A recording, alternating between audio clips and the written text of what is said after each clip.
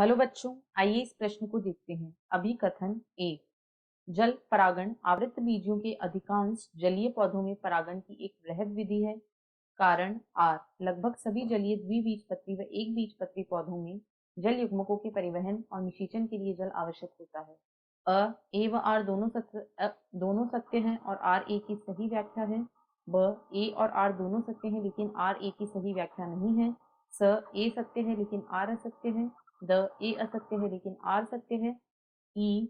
ए और आर दोनों ही असत्य हैं। इस प्रश्न की जो मुख्य अवधारणा है, मुख्य अवधारणा वह है जल परागण। जल परागण। जल परागण को ही हाइड्रोफिली भी कहा जाता है।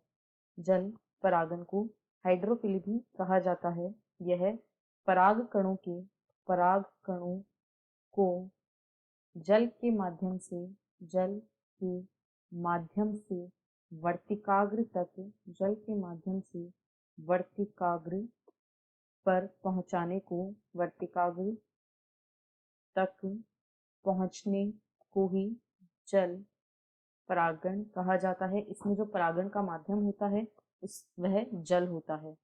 जल परागण जो होता है यह काफी दुर्लभ होता है। यह एक बहुत ही दुर्लभ विधि है जिसके द्वारा परागण होता है। यह केवल 30 वंशों तक सीमित है। यह केवल जल द्वारा जो परागण होता है यह केवल और केवल 30 वंशों, पादपों के 30 वंशों तक ही सीमित है और इनमें से भी अधिकांशतः केवल और केवल एक बीजपत्री पादप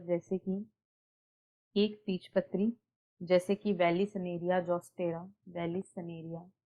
व जॉस्टेरा इत्यादि में जल द्वारा परागण देखा जाता है। अधिकांश जलीय पादपों में जो परागण होता है वह मुख्यतः वायु के द्वारा या फिर कीटों के द्वारा होता है। वायु व कीट परागण जो होता है वह जलीय पादपों में सबसे मुख्य रूप से पाया जाता है। अब यदि अभिकथन और कारण को देखें तो अभिकथन में कहा गया है जल परागण आवृत बीजियों के अधिकांश जलीय पौधों में परागण की एक वृहद विधि है। यह गलत है, जबकि यह एक दुर्लभ विधि है। कारण में कहा गया है लगभग सभी जलीय द्विबीजपत्री एवं एक बीजपत्री पौधों में नर युग्मकों के परिवहन और निषेचन के लिए जल आवश्यक होता है, तो यह भी गलत है। केवल कुछ एक बीजपत्री पौधों में जल के द्वारा परागण पाया जाता है।